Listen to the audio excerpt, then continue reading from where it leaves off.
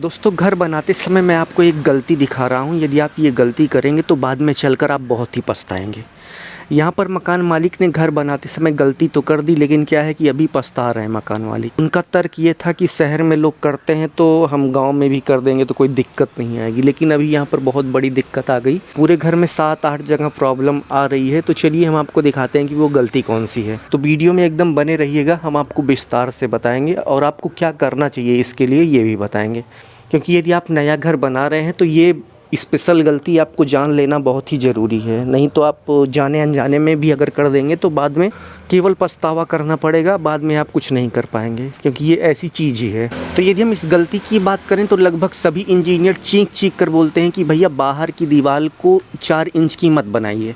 यदि आप 4 इंच की दीवार बनाएंगे तो आपको ये समस्या देखने को मिलेगी। आप देख सकते हैं कि यहाँ पर 4 इंच की बाहर की दीवार इन्होंने बना दी, और बनाने के बाद जब इसमें वायरिंग हुई, इसमें बोर्ड वगैरह लगे और इसके साथ साथ ये पाइपें लगी, तो पूरी की पूरी दीवार आर पार दिखने लगी। अब आर पार दिखने से दिक्कत नहीं है, दिक्कत कहाँ पर आएगी हम आपको अभी बताएंगे।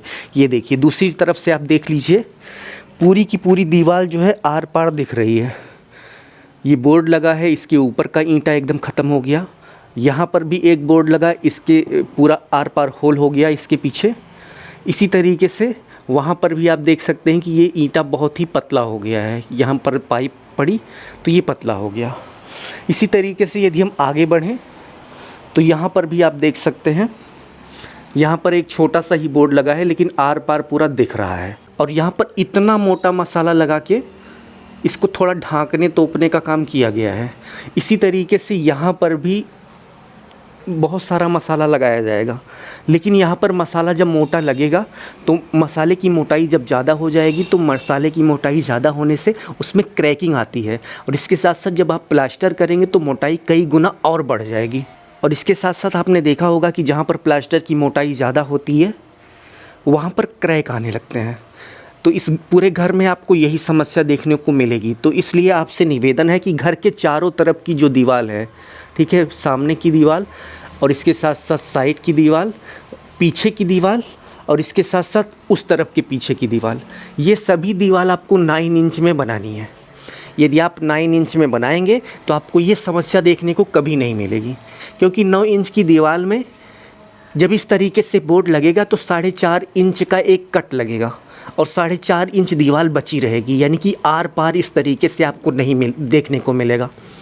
तो इसीलिए आपसे बोला जाता है कि भाई बाहर की जो दीवार है वो आप 4.5 इंच की मत बनाइए, उसको आप हमेशा 9 इंच की बनाइए, क्योंकि बाहर की दीवार पे इस तरीके की बड़ी बड़ी पाइपें वायरिंग वगैरह की लगती हैं, कई लगती हैं, ढेर सारी लगती हैं, ठीक है, और बड़े बोर्ड लग जाते हैं। तो ऐसे में आपको इस तरीके से आर पार वाली समस्या देखने को नहीं मिलती है।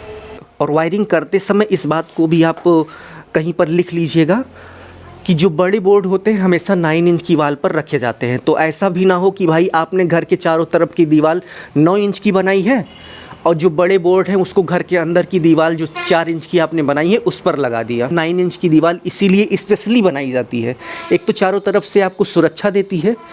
बाहर की दीवार यदि मजबूत होगी तो भाई वो सुरक्षित आपको हमेशा रखेगी, क्योंकि भूकंप के समय बाहरी दीवारों पर सबसे ज़्यादा लोड होता है।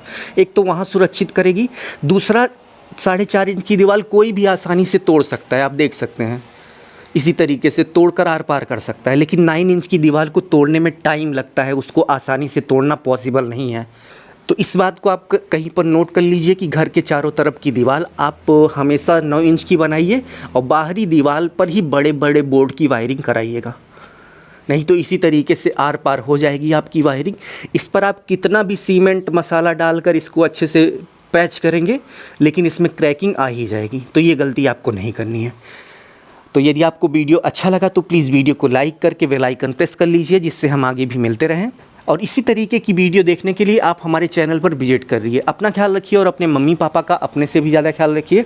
इसी भाव के साथ आप सभी से विदा लेते हैं। धन्यवाद।